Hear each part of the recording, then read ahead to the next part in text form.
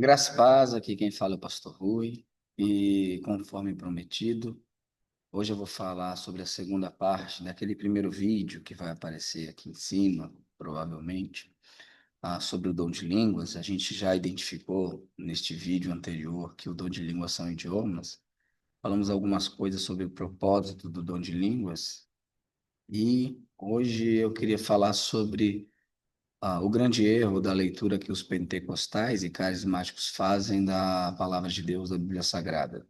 Novamente, como eu alertei no vídeo passado, isso não é um ataque a ninguém, é apenas expor a hermenêutica que nós, batistas tradicionais, fazemos do texto historicamente, né? A grande premissa pentecostal, carismática, é que os dons miraculosos, né, os dons de sinais, livro de Atos do Novo Testamento, estariam presentes continuamente na era da igreja. E você teria esses dons à disposição.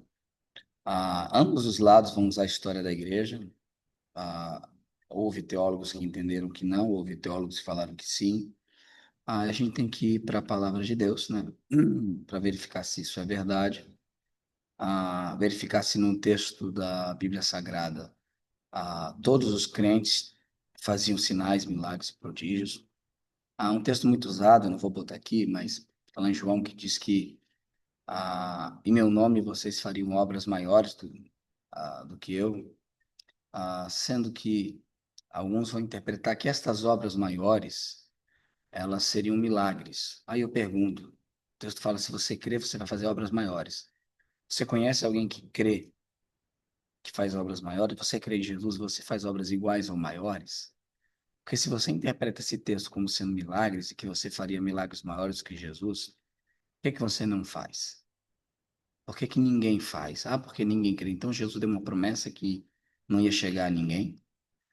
Quando Jesus fala isso, na minha opinião, e a evidência mostra isso, ele estava falando da extensão da sua obra. Jesus nunca pregou para 3.000 pessoas e elas se converteram. Ele fez milagre para 5.000, depois para 3.000, né? Mas Pedro pregou para 3.000 se converteram, depois Pedro prega para mais milhares, milhares se convertem. Jesus pregou ali na região da Judéia, Galileia, Paulo foi possivelmente à Espanha, Tomé foi para a Índia. Então são obras de extensão maiores, porque nem os apóstolos fizeram milagres maiores do que Jesus, porque Jesus ressuscitou dos mortos, andou em cima da água. Então, aquele que interpreta que milagres são ah, a obra são milagres, tem que responder por que que não faz esses milagres, então. Por que que nenhum segmento do cristianismo faz esses milagres? Ali não fala de cura de caroço, dor de cabeça, se aquilo for milagre. São coisas grandiosas, dispendiosas, incríveis. Então, o texto ali, na minha opinião, e a evidência mostra isso. John Wesley vai falar do quadrilátero de Wesley, a tradição, a razão, a experiência e a escritura e a experiência têm mostrado que esses milagres, a interpretação que aquela obra seria milagres não é fidedigna. Você falou, pastor, você está baseando na experiência. Não necessariamente, mas se você diz que Jesus prometeu para você que você faria milagres maiores do que ele, se você cresce nele, você diz que crê nele e você não faz, ou Jesus prometeu de maneira errada, ou a sua interpretação está errada. Então, eu já descarto esse texto e a gente vai para o livro de Atos e alguns outros textos e trechos para mostrar o que eu entendo sobre a questão de sinais, né? Que eu vou chamar de sinais dos apóstolos, ou sinais de pessoas ligadas aos apóstolos. A gente tem aqui em Atos 2:43 diz o seguinte: em toda alma havia temor, em toda alma havia temor, e muitas maravilhas e sinais se faziam pelos apóstolos. O temor havia em toda a alma. Por que só se fazia sinais e maravilhas pelos apóstolos? Aqui é uma descrição. Todos os crentes tinham muito temor. Estavam vivendo uma vida de santidade. Não estavam em pecado. Mas as maravilhas e sinais se faziam pelos apóstolos. Aí você vai ali para Atos 5:12, né? Atos capítulo 5, versículo 12.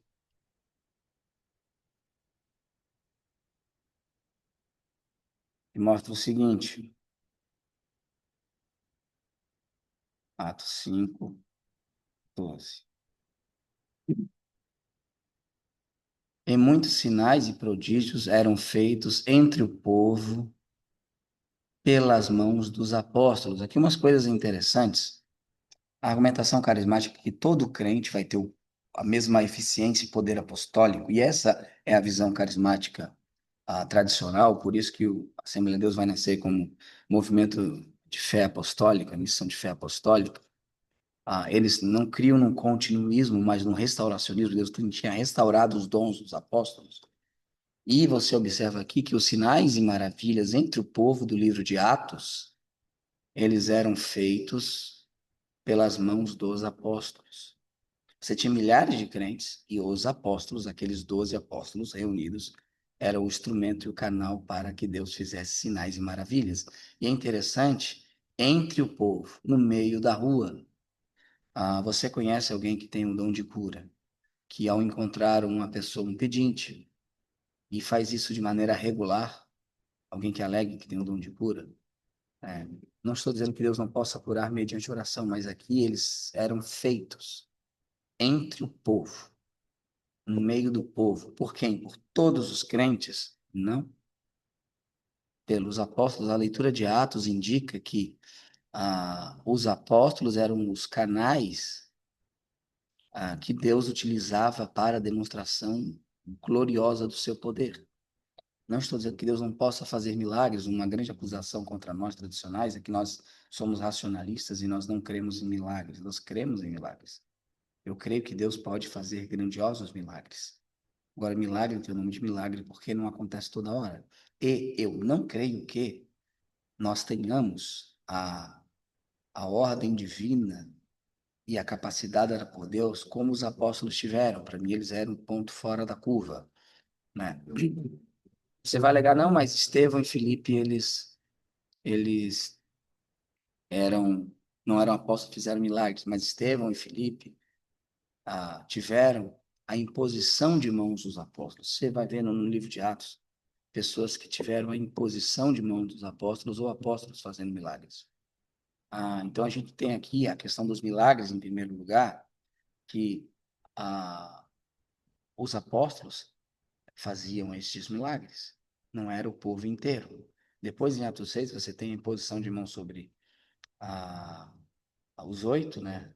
Depois foram chamados de diáconos, e estes, alguns destes pelo menos, fizeram sinais e prodígios, mas tiveram a imposição de mãos dos apóstolos. Aí você vai lá para Atos capítulo 8, né? Atos capítulo 8, lá em Samaria,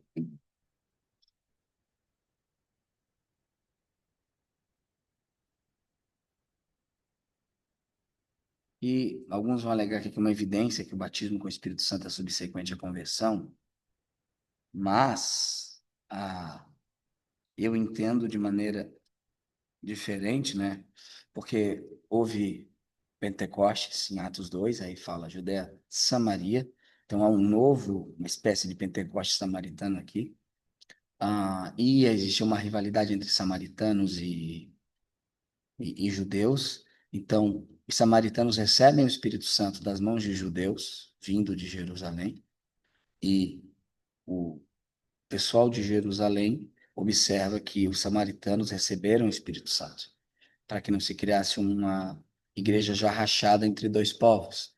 Só que o interessante a este texto é que, embora Filipe tenha pregado a palavra, né, tenha feito grandes coisas, né, ah, ele não pôde dar o Espírito Santo àquelas pessoas, que fala que os apóstolos viram que eles receberam a palavra, enviaram Pedro e João, né, e fala que e Simão, vendo que pela imposição de mãos dos apóstolos era dado o Espírito Santo, lhes ofereceu dinheiro. Ora, se é algo comum e natural que todo crente pode fazer, que é impor as mãos e a pessoa receber o Espírito Santo, ou manifestações do Espírito Santo, por que que foi chamado aqui o João e o Pedro, porque eles tiveram que impor as mãos. Verso 17 fala: então lhe impuseram as mãos e receberam o Espírito Santo. A gente vê aqui uma clara evidência que a manifestação apostólica era distinta, a manifestação de sinais e milagres entre os apóstolos era distinta de outros crentes. Você não vê crentes comuns, crentes que não eram apóstolos ou ligados aos apóstolos fazer isso. E aqui no caso de Filipe, né, que fez, expulsou demônios, coxos e paralíticos, foram curados, ali no versículo 7. O Filipe, ele não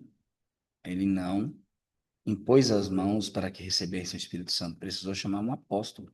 Outro ponto interessante lá em Atos 10, eu não vou abrir aqui, ah, na casa, Pedro está na casa de Simão, o curtidor. Vou abrir sim, Atos 9, né? Eu vou abrir sim, para vocês verem. Eu não ia abrir, mas vou abrir, que eu ia para outro texto. Atos 9, verso 31. Atos 9, 31. Né? Aqui Pedro ia por toda parte, né? Aí ele cura Enéas, e Enéas é curado. E viram todos os que habitavam em Lídia, e disseram os quais se converteram ao Senhor. Verso 36. E havia em Jope uma discípula chamada Tabita, e traduzido se diz Dorcas. Esta estava cheia de boas obras e esmolas que fazia. Aconteceu que naqueles dias, enfermando ela, morreu, e tendo-a lavado, a desposaram no quarto alto. E como o líder era perto de Jope, ouvindo os discípulos que Pedro estava ali, lhe mandaram dois homens rogando-lhe que não se demorasse a ter com eles. Aí ocorre toda a história, Pedro vai, Pedro ora e essa moça ressuscita, né? E muitos creram no Senhor. Ora, se na hermenêutica pentecostal você tem os mesmos dons dos apóstolos, você ora, você impõe a mão sobre os doentes, eles são curados, conforme Marcos 16, 17. Se isso é para você, isso é para todos os crentes em todas as eras, por que que os discípulos ali tiveram que chamar Pedro? Por que que eles não fizeram isso? Eu não estou dizendo que Deus não possa curar ou ressuscitar alguém mediante a oração de um santo, de um cristão. Estou dizendo o seguinte: esses são sinais apostólicos. O que o movimento pentecostal carismático arroga para si eram sinais apostólicos. E esse movimento pentecostal, ele não mostra esses sinais. Com todo respeito, não é mostrado os sinais. Ah, mas não precisa crer os sinais? Não precisa ver os sinais? Tem que ver, são sinais. Estes sinais, sinal é para ver. Sinal não é para não ver. Os sinais precisam ser vistos. As pessoas são curadas em ambientes controlados de doenças que não são doenças como aleijados, definitivamente aleijados, de maneira contínua. Eles não curavam a todos, mas curavam a muitos. Você não tem 40, 50 pessoas que foram curadas por alguém que possuía o dom de cura, que testemunhem de maneira clara, provando que de fato tinha uma doença incurável. Você não tem. E aqui no texto de Atos, estou usando o livro de Atos, e eu falo isso com todo respeito aos irmãos carismáticos e pentecostais. No fundo, eles não veem isso nas igrejas deles. E nunca viram isso nas igrejas deles. E aqui, se fosse comum, corriqueiro, que todos os crentes tivessem esse poder do alto, poder para testemunhar, tudo bem, mas esse poder do alto, por que que eles tiveram que chamar Pedro?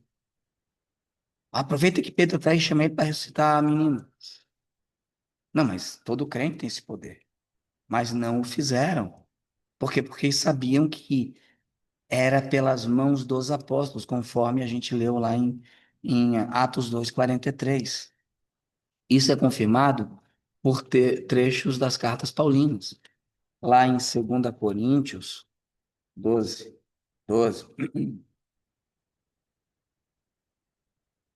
diz o seguinte: os sinais do meu apostolado foram manifestos entre vós, com toda a paciência, por sinais, prodígios e maravilhas. O que que Paulo está falando? Das provas que eu sou apóstolo foram manifestas. De que maneira? Por sinais, prodígios e maravilhas, por milagres. Eu já vi algumas continuistas falarem, não, mas aqui Paulo não está falando que os crentes não fazem, sim, que os falsos apóstolos não fazem, e ele faz, por isso ele é apóstolo. Olha, então ele não estaria provando que ele é apóstolo, só estaria provando que ele é crente, e não apóstolo. Os sinais da minha crença são mostrados entre vocês. Fala, os sinais que eu sou apóstolo. Quais são as provas que de fato Jesus apareceu para Paulo e Paulo se tornou um apóstolo? É que ele fazia isso. E é simples, se existe um continuismo, um carismatismo, se eu falar que Jesus apareceu para mim, você não pode dizer que não. Ah, mas tem que ter visto Jesus ressuscitar. Paulo não estava lá e Jesus apareceu para Paulo. Ué, Jesus mostrou para Paulo coisas grandiosas, ele poderia fazer para mim. Mas quando você entende que algumas coisas eram restritas, e eu estou só na primeira parte do vídeo aqui mostrando o seguinte: os apóstolos tinham sinais e maravilhas incomuns que os crentes não tinham. Eram sinais dos apóstolos. A prova que Paulo era apóstolo é que Paulo curava tanto quanto Pedro. Paulo fazia tanto sinal e prodígio quanto João. Essa é a prova que Paulo era apóstolo. Assim como Pedro e João impuseram as mãos e veio o Espírito Santo sobre um grupo, Paulo fez a mesma coisa em Atos 19. Não precisou apagar a luz, não precisou baixar a música, mandar falar glória, glória, glória bem rápido. Ele não fez isso. Ele impôs as mãos e veio. Os lenços de Paulo curavam, sinais apostólicos. Os lenços de hoje não curam. Ah, mas pastor, isso é neopentecostalismo, mas é uma derivação do pentecostalismo. A crença que está disponível hoje para a igreja, os sinais dos apóstolos, é uma crença pentecostal. Isso não é correto, isso não passa pelo crivo do texto e pelo crivo da própria razão, você não vê isso. Se isso estivesse ocorrendo, como ocorria com os apóstolos, não haveria sentido desse vídeo, porque a minha interpretação não ia poder lutar contra a realidade, ela estaria errada. Mas a realidade é que isso não tem ocorrido, por quê? Não é porque Deus mudou, porque Deus decidiu naquele momento agir daquela maneira. Mesmo nas Escrituras, embora você tenha milagres em muitos trechos, você tem grandes efusões de milagres. Moisés, Josué, Elias, Eliseu, Jesus, os apóstolos. Você tem um período chamado interbíblico, que não aparece nenhum profeta, de 400 anos de silêncio. E Deus não mudou, mas Deus age de maneira diferente, em épocas diferentes, de acordo com o seu soberano propósito. Então você vê aqui que os sinais do meu apostolado, isso é corroborado também aqui em Hebreus 2:4.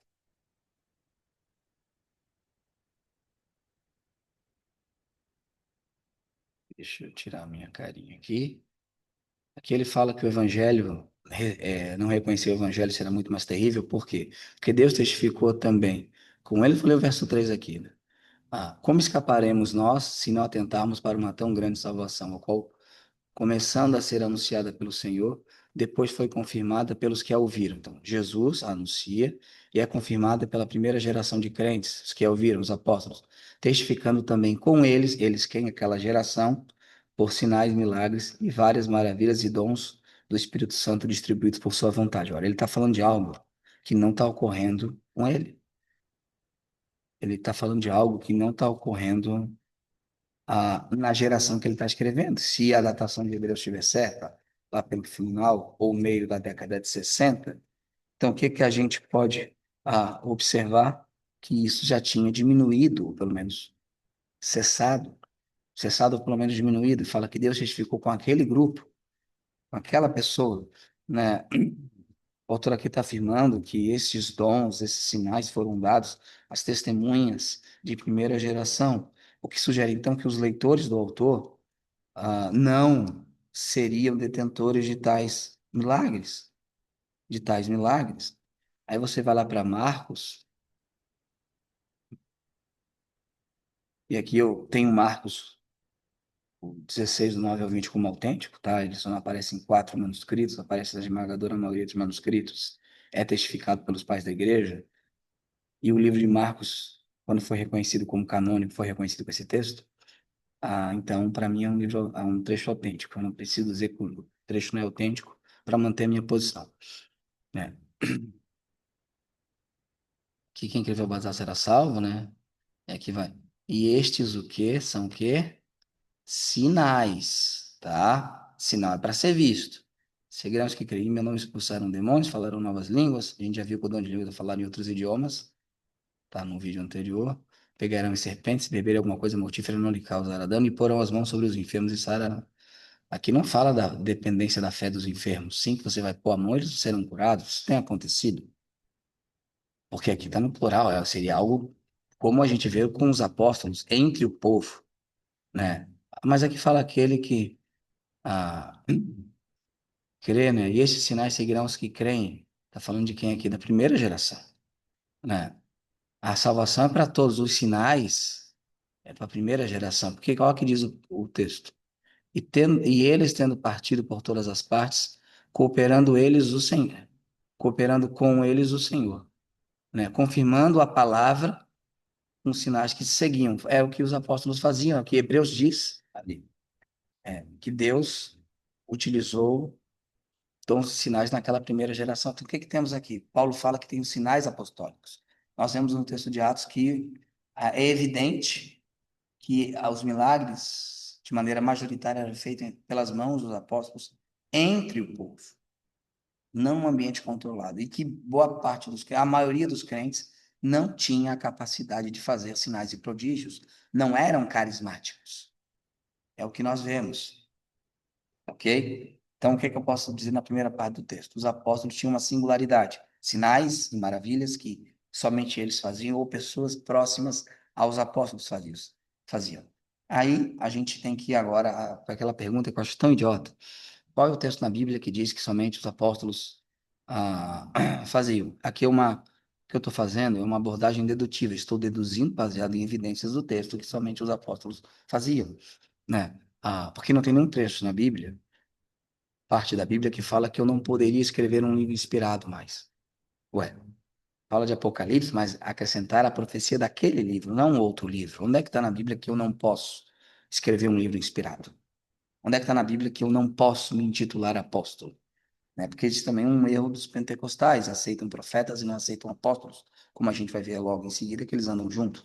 Então, o método de afirmação doutrinária dedutiva, isto é, você vai pegando trechos das escrituras, vai deduzindo por esses trechos de maneira clara que tal doutrina é verdadeira, isso é feito na teologia. A Trindade é dessa maneira, né? Embora se você tenha coma, eu acredito na coma, você ainda deduz que são três pessoas distintas, porque você vê que o pai não é o filho, e não é o filho não é o pai, não é o espírito não é o filho, não é o pai, então deduz que existem três pessoas distintas que existem, que subsistem eternamente, né?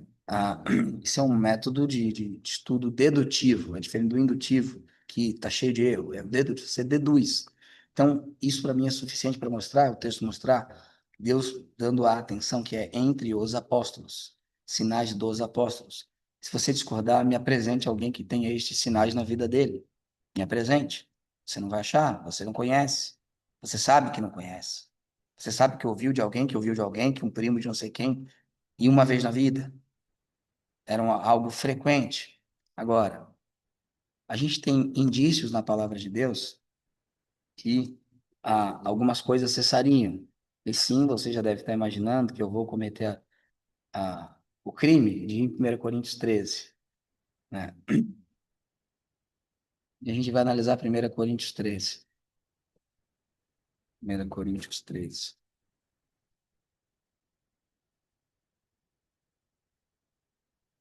Diz o seguinte: ainda que eu falasse a língua dos homens e dos anjos e não tivesse amor, seria como metal que sou, como o vento, o sino que tiro. Qual era o problema aqui? Uma má utilização dos dons. O que Paulo fala?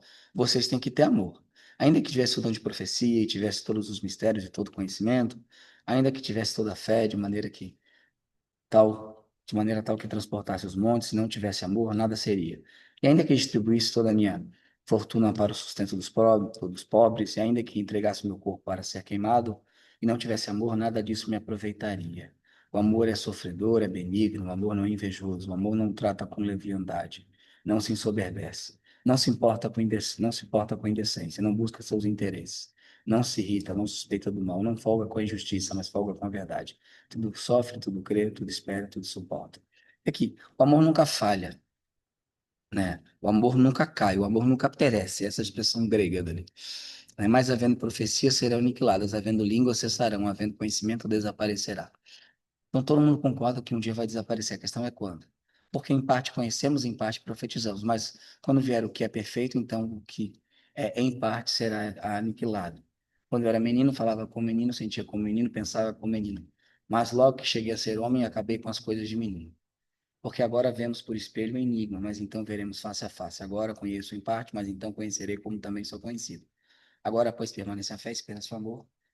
E estes três, mas o maior destes é o amor. Então, o que que geralmente se entende esse texto? Que o que é perfeito é Jesus. Jesus é perfeito, só que aqui é um gênero neutro, né? É neutro no grego. E perfeito aqui pode se interpretar e traduzir como maduro, completo, quando vier o que é completo. E essa interpretação faz muito sentido, porque ele está falando aquilo que é em parte, né? Aí ele fala aqui em parte, em parte, em parte, né? Mas quando vier o que é completo, não em parte, então aquilo que é em parte vai ser aniquilado. Então, alguns vão dizer, eu achava assim durante muito tempo, e o que era perfeito era o estado eterno, mas olha que não faria sentido, porque em parte conhecemos, eu não conheço em parte o estado eterno. Eu não estou no estado eterno. Não pode ser Jesus porque é neutro. O que é perfeito está no neutro, não no masculino. Ah, não é aquele que é perfeito, mas o que é perfeito. Então, porque em parte conhecemos, em parte profetizamos. Eu não profetizo em parte o estado eterno. Do que ele está falando aqui? Ele está falando daquilo que é completo. O que ele ah, conhecia em parte? A revelação de Deus. O que ele profetizava em parte? A revelação de Deus. Então, o que é em parte? Em parte só pode se referir à revelação que eles tinham, que era em parte. E o que é perfeito só pode se referir à revelação completa de Deus, que é o cânon.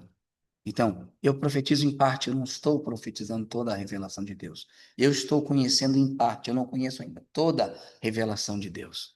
Mas quando vier aquilo que é completo, que é perfeito, que é maduro, que é pleno, a revelação total de Deus, aquilo que é em parte, as línguas, as profecias, e a palavra de conhecimento, que são em parte, não são imperfeitas, mas não são completas, elas vão desaparecer. Quando eu era menino, falava como menina, que falava. A ideia aqui de falava corresponde a línguas. Sentia como menino, corresponde à profecia, quando Deus dava o impulso e a revelação dentro do profeta. E pensava a palavra de conhecimento, mas logo que cheguei a ser homem, acabei com as coisas de menino. Então haveria um tempo de maturidade, onde aquilo que é completo, perfeito, viria, que a fala de menino, o sentir de menino e o pensamento de menino iria acabar, né? Aquilo que era em parte iria acabar. As revelações que eram parciais acabariam, porque nós teríamos então a revelação completa. Porque agora vemos por espelho um enigma. Eu não vejo o estado eterno por espelho. O que que ele via em espelho, em enigma? O espelho na antiguidade não tinha imagem clara. Era uma imagem borrada. Eles viam partes. Eles viam a revelação de Deus naquele momento. Inclusive Paulo, porque não tinha um cano completo, não tinha nenhum Apocalipse, não tinha tudo completo, viam as coisas por enigma. Mas então veremos face a face, não é o veremos face a face, mas veremos face a face, é de maneira limpa. Que agora ele conhece em parte, mas então ele vai conhecer a revelação de Deus como ele é conhecido. Como é que Paulo era conhecido? De maneira completa. Então ele conheceria a revelação de Deus de maneira completa. Ai, pastor, mas eu não sei a revelação de maneira completa. Mas ela está disponível, então. A revelação de Deus para nós já está disponível de maneira completa. Eu não preciso mais daquilo que é em parte, daquilo que é temporário. O que que iria permanecer? Esses dons iriam acabar, mas o que que sempre permaneceriam na era da igreja? A fé, a esperança e o amor. Por isso que Paulo fala, mais do que esses dons espetaculares que vocês estão buscando, é a fé, a esperança e o amor, porque essas coisas são em partes. Essa revelação de Deus é em parte, nós conhecemos em parte, nós profetizamos em parte.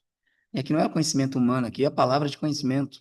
Então, o que é que para mim é muito claro aqui no texto? Que quando viesse aquilo que é completo, aquilo que é incompleto, aquilo que é em parte, não precisaria mais. E realmente não precisa. E a gente pode observar que Efésios tem a mesma linguagem daquilo que não a teria mais por motivo de dedução óbvia. Efésios 2:20. Olha que coisa interessante. Edificado sobre o fundamento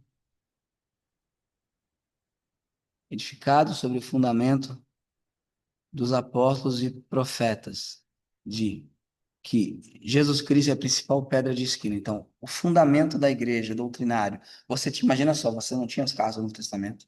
Você tinha 12 apóstolos, 13 com Paulo. Então, você tinha 13 apóstolos, você tinha várias igrejas. Hum. Como é que as igrejas saberiam o que crer? Então, Deus deu o dom de profetas em cada igreja local. Os profetas edificavam, consolavam, exortavam, edificavam, lançavam a doutrina. Eram parte da edificação da igreja, construíam a doutrina.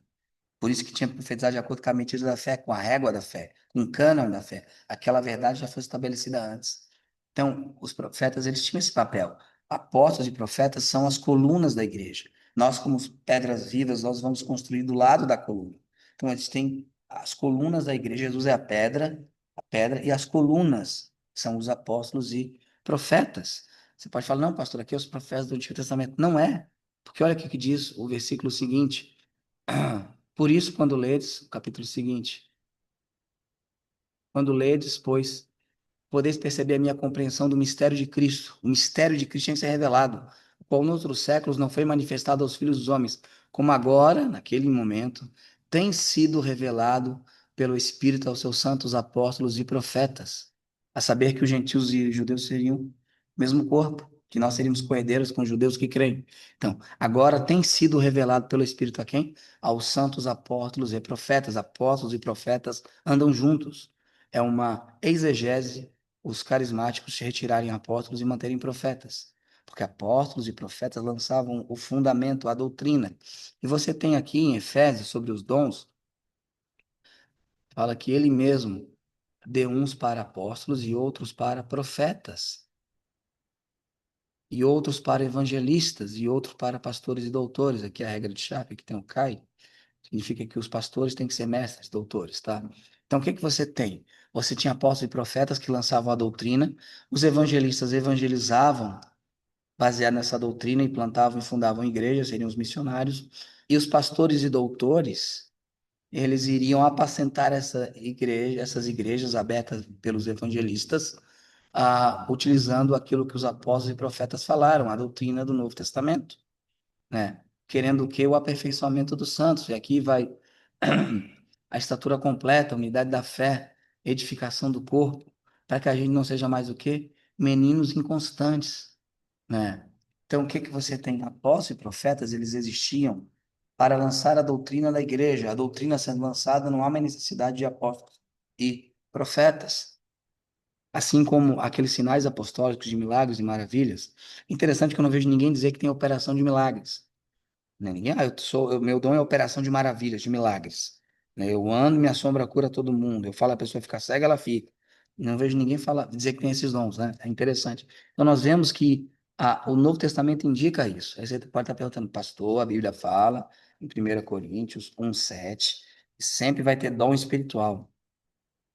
E sempre vai ter todos os dons. Olha o que que diz o texto? De maneira nenhuma, de maneira que nenhum dom vos falta, esperando a manifestação do nosso Senhor Jesus Cristo. Viu? Até o Apocalipse, até Jesus voltar, vai ter todos os dons. O texto não diz isso. É igual, o Senhor é meu pastor e nada me faltará. O texto não diz que eu vou ter tudo, e sim que eu não terei falta de nada. Isto é, nenhum dom necessário à igreja vai faltar, até Jesus vir. O texto não está dizendo que a igreja teria todos os dons. Primeiro, isso foi escrito aos Coríntios, que abundavam em tudo, todos os dons. Paulo fala, vocês estão cheios de dons, quando vocês aguardam a volta de Jesus. Mas o fato é que o texto não diz que nós teríamos todos os dons durante todos os tempos, em todos os séculos, em todas as épocas, e sim que nós não teríamos falta de nenhum dom, isto é, nós teríamos todos os dons necessários. O providencialismo de Deus, Deus providenciaria para a igreja todos os dons necessários. É necessário escrever mais texto? Não. É necessário apóstolo? Não. É necessário profeta? Não, tem a Bíblia. Não precisa mais profetizar aquilo que é em parte, já temos completo. Então, se não tem mais essa necessidade de profetizar aquilo que é em parte, Então, por que que nós precisaríamos? Precisa autenticar uma nova revelação? Não, então não precisa mais daqueles sinais e prodígios que eram feitos para autenticar uma nova revelação.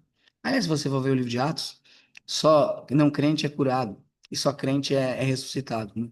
É interessante isso, um dom que autentificava e muitos criam. Ah, Deus não pode, Deus pode fazer o que quiser, a hora que quiser, da maneira que quiser. Agora, estes dons, de acordo com 1 Coríntios, capítulo 13, eles cessaram, porque veio o que é perfeito, o que é completo, as escrituras sagradas, né? Isso não é racionalismo. Muito pelo contrário, é entender que Deus se utilizou de um período, um método, para autenticar a chegada do evangelho.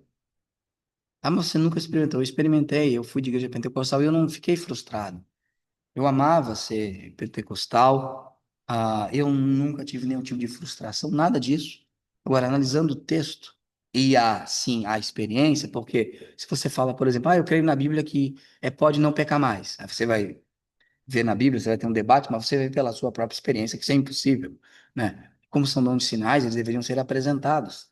Então, o que que nós observamos aqui, em todo o texto bíblico? Que esses dons foram desvanecendo, eram feitos pelos apóstolos. Se os apóstolos foram morrendo, o que ocorreu então? Que eles foram desvanecendo, porque eram eles que faziam, eram sinais apostólicos. Aí você vai ver lá Paulo deixando Trófimo doente em Mileto. Por quê? Porque já estava chegando ao final da era apostólica. Os apóstolos já estavam ah, indo se encontrar com o Senhor na glória, né? E você observa isso. Ele deixou. Timóteo tinha frequentes enfermidades, não tinha uma pessoa com dom de cura na igreja que Timóteo pastoreava, ou nas igrejas. Bispo de Éfeso, pastor de Éfeso, ajudou lá Corinto. Não tinha uma pessoa com dom de cura para curar Timóteo das frequentes enfermidades.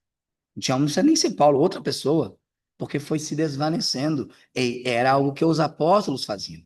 Por isso que quando eles viram Pedro lá em Jope, foram correndo, porque se todo mundo fizesse, não ia chamar Pedro. Aí você pode deixar que eu faço. Eu vou orar para a menina vai ressuscitar. Não foram chamar Pedro, porque eles ouviram que a mãos dos apóstolos faziam essas coisas. Deus utilizou os seus enviados, seus escolhidos para fazer essas coisas, né? Por quê? Porque ele quis, ele é soberano nisso. Então, o que que nós temos aqui? De maneira clara e evidente, né?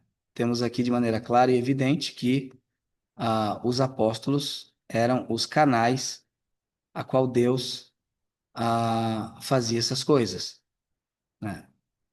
Os apóstolos eram as pessoas a qual Deus utilizava para isso acontecer. O que significa que a hermenêutica pentecostal ou carismática é uma hermenêutica falha, né? Uma hermenêutica ruim, né? Uma hermenêutica que não é boa, porque eles tentam colocar sobre os ombros de crentes que são da segunda, terceira, 20ª, 2.000 gerações depois, algo que Deus não ordenou que eles fizessem, porque se Deus tivesse ordenado que nós viéssemos a fazer, nós faríamos apesar das nossas fraquezas.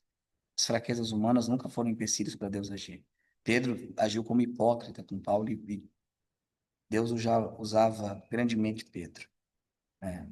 Paulo e Barnabé quebraram Paulo e Deus usou grandemente os dois. Agora, por que que você não vê isso na igreja? Porque isso eram sinais apostólicos e já veio o que é completo. Nós temos mais do que a igreja primitiva, porque nós temos toda a escritura. Pastor, mas só foi canonizado no ano 400, mas não é quando foi canonizado, é quando foi terminado. O cânon é quando a última palavra, o último traço foi escrito. No momento que Paulo escreveu 1 Coríntios, já tinha o texto inspirado. A igreja não diz o que é inspirado, ela reconheceu, né? No momento em que a João escreveu, fechou a revelação, acabou a revelação. Mas na Didaquê, você fala de profeta, sim, mas ali no mesmo período que João está escrevendo Apocalipse.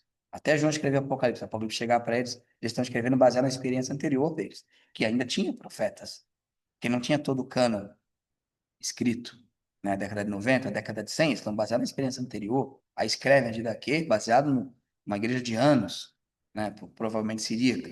Então, façam isso, mas você vê que Paulo, quando vai escrever 1 Timóteo, não faz uma ordem de como os profetas deveriam agir, né? Por quê? Porque não se esperava que houvesse. Então, essa é a minha reflexão para você, que você esteja em espírito de oração e que você seja edificado O intuito aqui não é gerar incredulidade, mas gerar fé. Fé num Deus soberano que intervém quando quer, mas que você pode orar a Ele e Ele pode fazer coisas grandiosas, mas principalmente fé na palavra de Deus, fé nas Escrituras. Se nós tivéssemos essa postura, a maioria das seitas sequer existiria, porque elas são baseadas em revelação extrabíblica. E Deus abençoe você, né? Vamos dizer, antes disso, mas eu creio em revelação que não é doutrinária, mas não doutrinária. Onde é que está na Bíblia essa separação? Né? É por dedução. Você deduz que tem no Novo Testamento, você não precisa mais de revelação doutrinária. Concordo com essa dedução. Mas o fato é que não há uma separação na Bíblia de tipos de profecia. Né? E o próprio dom de línguas, eu já ia terminar, mas eu vou dar esse adendo, ele tinha um propósito, e a gente falou no outro vídeo, era mostrar ao descrente Israel que Deus tinha chego em sua plenitude para salvar todos os povos. E, findando isso, dando anos 70 de Jerusalém, esse dom também, que era um sinal para o judeu incrédulo, por isso ele só acontece na frente de judeus no livro de Atos, esse dom ele cessa também. E ali em 1 Coríntios 13 fala que ele cessaria, né? Aliás, a imagem da língua aqui, o grego pauo, né, era o termo que Paulo, mais apropriado na língua grega, que o apóstolo poderia usar para falar de uma cessação de uma atividade envolvendo a fala. E a voz média aqui indica uma sensação imediata, né? Cessar por si mesmo, né? Algo correu. Então, que você tenha plena fé na palavra de Deus e que Deus te abençoe.